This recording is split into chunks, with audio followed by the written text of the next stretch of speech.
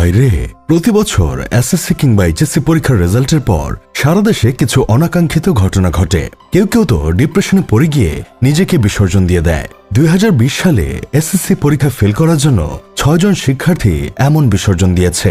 2022 সালে ফেল করার কারণে বিসর্জন দিয়েছে 15 থেকে 17 জন।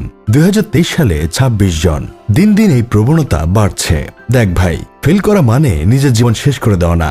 আমি মানছি আমাদের সমাজ ব্যবস্থা যথেষ্ট পরিমাণে খারাপ। এই সমাজে কোনো ছেলে মেয়ে যদি কোনো পরীক্ষায় ফেল করে, বিশেষ করে এসএসসি কিংবা এইচএসসি পরীক্ষায়, তখন মানুষ ধরেই নেয় এই ছেলে মেয়েদের ভবিষ্যৎ অন্ধকার। কিন্তু ভাই, একটা পরীক্ষা তোর ভবিষ্যৎ নির্ধারণ করতে পারে না। তাই তোরা যারা এসএসসি ফেল করছিস, মন খারাপ করে বসে থাকিস না।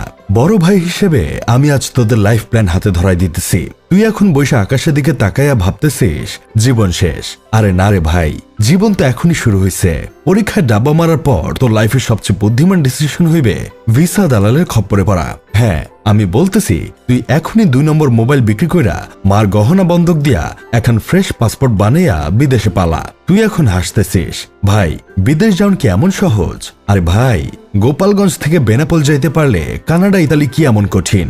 বিদেশ থেকে তুই যখন 6 বছর পর দেশে ফিরবি, তখন তোকে দেখলে মনে হইবে রিয়াল মাদ্রিদের সাবেক গোলকিপার।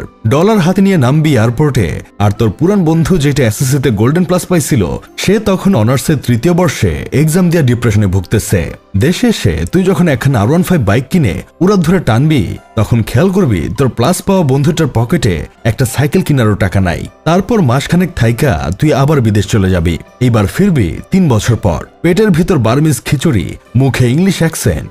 ভাই, I have come from abroad. ফিরে এসে দেখবি তোর সেই বন্ধু যার জীবনে এসএসসির প্লাস ছিল একমাত্র গর্ব, সে এখনো মাস্টার্স থিসিসের জন্য সুপারভাইজারে পায় নাই। তুই তখন পুকুর পাড়ে 5 কাঠা জমির উপরে 3 তলা বিল্ডিং তুলা ফেসবুকে পোস্ট দিবি, আলহামদুলিল্লাহ, ছোট একটা চেষ্টা। এরপর আবার মাসখানেক কাটাইয়া তুই 3য়বার বিদেশ যাবি। এইবার 2 বছর পর ফিরবি।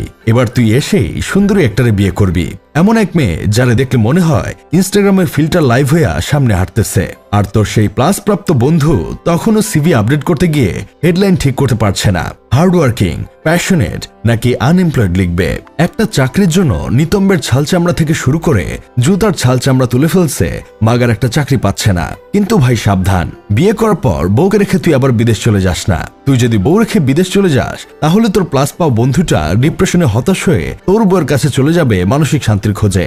তখন তোর বউ লয়াল থেকে দয়াল হয়ে যাবে, না করতে পারবে না। তখন তোর চোখে পানি, শরীরে ঘাম, হাতে রেমিটেন্স, আর মনে শুধুই আফসোস থাকবে। কথায় আছে, বিদেশ যাস তাতে সমস্যা নাই, কিন্তু বউরে দেশে রাখিস না। না হয় তোর বন্ধু তোর ঘরেই মাস্টার্স কমপ্লিট করে দিবে। যাই হোক, শেষমেশ আমি গোলাম হোসেন একটা কাজের কথা কই, তুমি জীবনে কি করবে না করবে সেটা একটা পরীক্ষার উপর কখনোই নির্ভর করে না। সমাজে অনেক মানুষ আছে যারা পরীক্ষায় সফল হয়নি, কিন্তু কর্মজীবনে তারা সফল। নিজে সৎ থাকো, পরিশ্রমী হও, নিজের কাজে 100% ফোকাস ঠিক রাখো। দিন শেষে তুমি সফল হবে। মনে রাখবে, আমাদের জীবন আমাদের পাওয়া সবচেয়ে বড় গিফট। ভুল সিদ্ধান্ত নিয়ে সেটা নষ্ট করো না।